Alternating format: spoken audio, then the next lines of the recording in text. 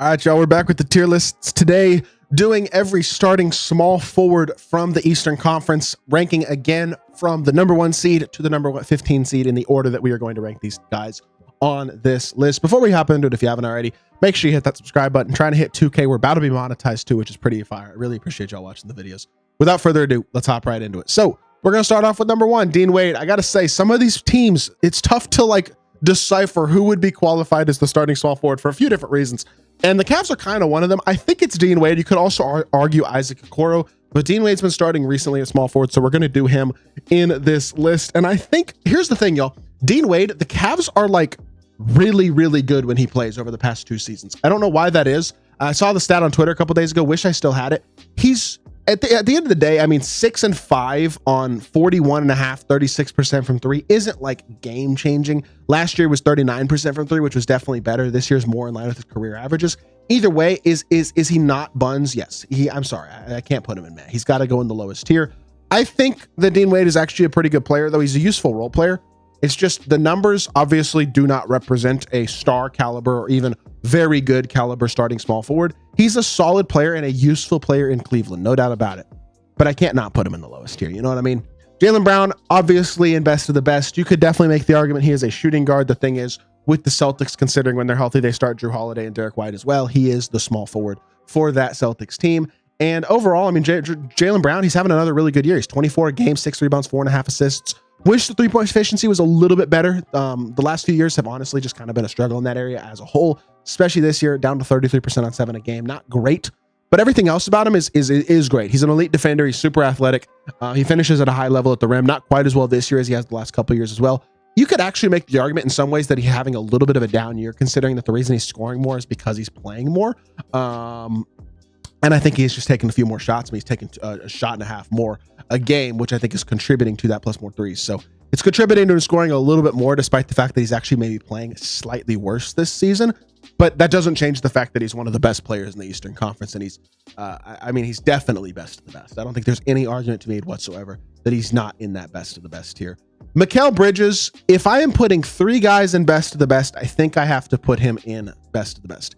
If I'm only putting 2, then he's in stud. But I think I'm going to put 3. And the reason that is, if this list was made a month ago, I would have put Mikal Bridges in stud. But he has played so well since the end of November, I feel like. He's been playing really, really well over the last month and a half or so. I mean, I just want to go through here and look at the game log. NBA.com sorts it by month, and so you can see what their numbers have looked like. But basically, since the end of November, he has been playing at a much, much higher level, much more consistently than he was prior to that. Just been a consistently high score. Obviously, on Christmas, he had 41 against the Spurs, which was a huge game. But as a whole, he's shooting the 3 better. He's making more of an impact defensively, I think. More multi-steal games and stuff like that. Just more overall versatility in the way that he's playing. He's playing a ton of minutes as well, obviously, which does contribute, I think, to the numbers being good. But 18.5 a game on very nice efficiency. Efficiency's gone way up from 3. I think he's a very good player, and he's having a solid defensive year as well, especially lately. I think Mikal Bridges, and Archer would agree, I think Mikal Bridges is going to have to go in that highest tier for what he's doing on the Knicks. Bron Vagner also going in that highest tier. Yes, we have 3 of the highest tier players off the rip. That's just how it goes when you're ranking it from best to worst in terms of the teams. But Franz was having an amazing year before he got injured. I know the 3-point efficiency wasn't awesome. It was better towards the start of the season than it had been recently. But I mean, injuries obviously have killed the Magic. They killed Franz Wagner. They also kind of killed Franz Wagner's team in a certain extent, though, in that he had to carry the offensive load in a lot of ways because most of the season he's been playing without Paulo Banchero and has yet played amazingly even so.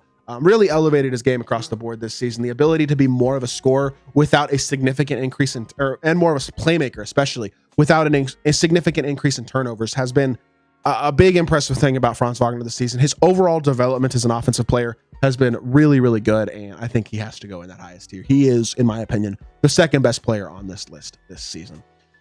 Chris Middleton. A couple years ago, Chris Middleton would have been an absolute no-brainer stud tier player, for sure. At this point in his career, I know he's shooting the ball a lot better recently. He's only played 11 games. He's at 13, 4, and 5 on very good efficiency through a small sample size so far this season. Only 23 minutes a game. He's playing pretty good again. He's a very efficient 3-point shooter, always has been pretty much his entire career. He's starting to play well again, and the Bucks need him to. I feel like I'm giving him the benefit of the doubt if I put him in the stud tier, but he's shooting the ball efficiently enough that I am going to give him that benefit of the doubt. So he's proven himself throughout his career to be a high-level player, had a couple of big performances in the playoffs last year, starting to definitely round back into form, it seems like. I'm going to give him the benefit of the doubt on a list that honestly is pretty weak. Look at the names coming up. It's a pretty weak list, and I'm going to put him in stud. Heywood Highsmith, I'm sorry, you are going in the lowest tier. Another guy who, shout out to the Heat for finding him and turning him into something. But at the same time, he's averaging 6 a game. I mean, the three-point efficiency is elite. He's really gone from a bad three-point shooter to a very high-level three-point shooter, so give him credit. 42% a game on 3 attempts a game this year is really, really good. But he doesn't do much besides catch and shoot threes and maybe a little bit of finishing around the rim. But he's mostly just a floating three-point shooter, 3-and-D wing type of player. Assist-turnover ratio is basically 1-to-1. There's no extra playmaking ability or additional skill to his game, I feel like, in most ways. So I feel like he's got to go in that lowest tier for me. Archer wants to share his opinion, apparently. He is not a Heywood Highsmith fan. All right. Next, we got Zach Reese, number 1 overall pick. I actually think Reese has a lot of promise. I know the three-point efficiency, really just the efficiency in general, hasn't been there. 28% from 3, 40% from the field, but he is averaging 10 and 3. He's showing me some promise despite a lack of efficiency to start his rookie season. I think the efficiency will get better as he progresses. Let's remember, the kid is 19 years old, but and the assist turnover ratio isn't great. He's doing it on higher volume, I will say, than a guy like Heywood Highsmith is. Definitely has a bigger responsibility than guys like Heywood Highsmith and DWade do. I wish the efficiency was better, but I see the promise. I think he's actually a pretty good, versatile defender. It's pretty switchable. Seems like he's in the right place, right time most of the time. It seems like a smart, high-level rookie. You know what I'm saying? And the efficiency isn't there yet. And he's not playing at the level of what you'd expect of a number 1 overall pick. But I have faith that there is a future for Zach Reese as a high-level player in this league. Aaron Nesmith, next on this list, has not played barely at all this season, but he is 9-4-1 in very, very low sample size, 54% from 3 this year, which is ridiculous, but he was a 42% three-point shooter last year in 72 games. He is a very, very important piece to this Pacers team. He's also their best point of attack defender on the team, legitimately a very, very good defensive player. I think, I know it's a small sample size. It's basically played 5 and a chunk games before he got hurt. He's not in the lowest tier to me. He's too good defensively and too good of a shooter, and he's proven it over the last 2 seasons. Too useful for what the Pacers do to be in the lowest tier. I think you got to go meh for Aaron Nesmith. Tim Hardaway Jr., I am sorry. As a Mavs fan, I watched Tim Hardaway sabotage my team for too many years. That's the wrong thing to say. He has moments where he's really, really useful. There are moments where Tim Hardaway's like, oh, that guy is saving our team. And then there are moments where he is 1 for 9 from 3 and jacks up another 30-footer, and you're like, what are you doing? Stop. It's brutal to watch at times, in all honesty. As a Mavs fan, it was a certainly hit or miss with Tim Hardaway. The problem is this season, the efficiency hasn't gone up, even in a smaller role. The assist turnover ratio is basically 2-to-1, which is good. He's not a turnover machine. He's just a bad shot machine, in my opinion, although the efficiency on those bad shots could certainly be worse. Look, I feel like maybe it's unfair that I put Reese in meh and Tim Hardaway in buns, but the thing about Reese is he has so much future potential. Tim Hardaway does not. I think he's a good veteran. I think he's a good locker room guy. His teammates seem to like him. Not trying to hate on Tim Hardaway. I was glad to have him in Dallas at times, but he frustrates me as a player, the way that he plays. So, and he's not a good defender either. So in my opinion, I think I got to go lowest tier for Tim Hardaway. Zach LaVine. He seems to have no trade value whatsoever, and yet he's playing very, very well, averaging 22 a game on elite level efficiency. I don't really understand why there's no trade market for Zach LaVine. I understand that assist turnover ratio isn't great. He's never going to be a super high level playmaker. He's not a primary guard really as a shot creator, but he certainly is as a scorer. I mean, he's been an elite player efficiency wise for a long time, and he's having an absolutely incredible efficiency season this season, best of his career. And him and Vucevic are the reason the Bulls are like pretty decent, despite the fact that they shouldn't be, and that it doesn't really do them very many favors to be good. Yeah, they're good, and LaVine's a big part of it. He's having himself another very, very good, very efficient season, and I can't not put him in stud. Like, he's having a really good year. Caleb Martin has been a disappointing signing for the Philadelphia 76ers. He is one of their better point of attack defenders, and he did have a really big game recently. I think he had like 7 threes sometime last week, if I remember correctly. Yeah, 7 of 9 from 3, 8 of 11 from the field in their win against Boston on Christmas. That was a very impressive weird Caleb Martin performance. Definitely his best game of the season. But as a whole, you're looking at 9 points, 4 rebounds, 2 assists. Efficiency's gotten a lot better as of late. That game certainly helped. In general, he's been shooting the 3-ball better as of late. I mean, 50% in the next 3 games as well on pretty low volume. But I mean, look, he's shooting the 3-ball well now after starting the season pretty rough. He's a good defender. He doesn't turn the ball over a ton, but he's not a great playmaker or passer or anything like that. He's not in the lowest tier. I'm going to put him in meh. The shooting guard, the small forward position is weak enough to where I feel like that's a fair spot. I think we'll move him up that tier and we'll give him the benefit of the doubt. Cam Johnson is a stud. Absolutely. A really, really valuable role player. The type of player that any NBA team could use at a high level. A guy who can score at a super high level with shooting the ball at an elite efficiency, is not a liability defensively, and is happy to play his role at a high level regardless of what that role is. He was a winning player in Phoenix, and he has been, despite the Nets not being a winning team, a winning player in Brooklyn as well. When the Nets had him, Dorian Finney-Smith, and Dennis Schroeder together to start the year, they were actually pretty decent. Like, they were far more competitive than was wanted, I think. And for his career, he doesn't turn the ball over a ton. He has a little bit more this season, but that's because he's got the highest usage of his career, and yet he's still at an elite efficiency despite having a much larger usage this year. He's having a really good year, and I think he's the type of role player that when he gets traded will make whatever team trades for him way better. I think he's a stud. He's having a great year.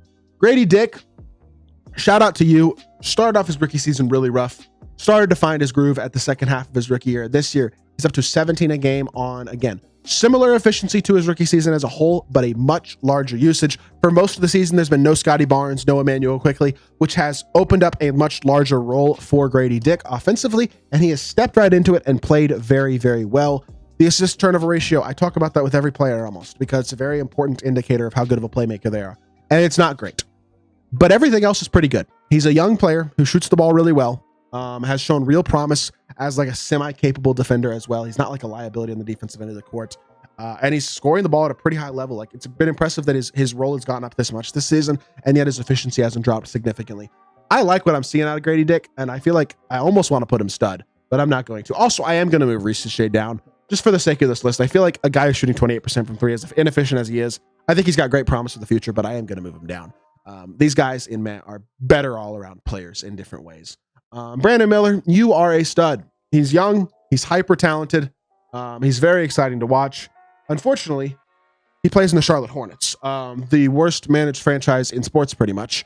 And I mean, the fact that his efficiency isn't terrible is pretty impressive considering how many games he's played without LaMelo, how much of a role this team, I mean, how much just bad players this team employs on a night-to-night basis now. They're basically fully attempting to lose games again. And I don't blame them, but he's a 40% shooter from the field, which isn't great, but he's got a massive role, very large defensive attention being paid to him. He's shooting 11 threes a game, still over 35%, could be a lot worse there. And he's a super efficient free throw shooter as well. The assist turnover ratio is positive, not by a huge margin, but at least it is. And he's averaging 21 a game. I understand that the efficiency numbers aren't great, but dude, his role, he's in such a bad spot right now. And I think he's kind of succeeding despite it. And so his ability to overcome the surroundings that he's having to experience this season, I think is enough to where I'm going to put him in that stud tier.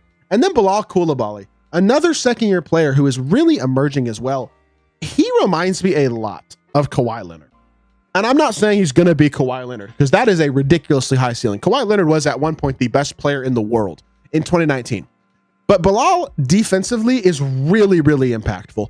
Offensively, I really wish the shooting was better. That's my biggest concern with him. He's kind of a do-it-all type of player at a very low level, but as of late, the efficiency has been a struggle, especially from the three-point line. I like the fact that he is actually a pretty decent playmaker. He's showing some real playmaking chops this season. Assist turnover ratio is much better than it was last season. He's still only 20 years old, and he's a guy who, if he can figure out the three-point shooting, is going to be a very, very good wing at a very high level and a very winning player for a long time in this league. The shooting is questionable, but he's doing enough besides it where I don't have an issue with him and Matt. I think he's better than Zachary Sachet, and I think this is a pretty fair list overall. So this is the tier list we're going to go with for the Eastern Conference. Let me know what y'all think in the comment section down below. If you did enjoy the video, make sure you hit that like button, leave a comment, and subscribe. I'll be back with more NBA content very, very soon, and I appreciate y'all. Peace.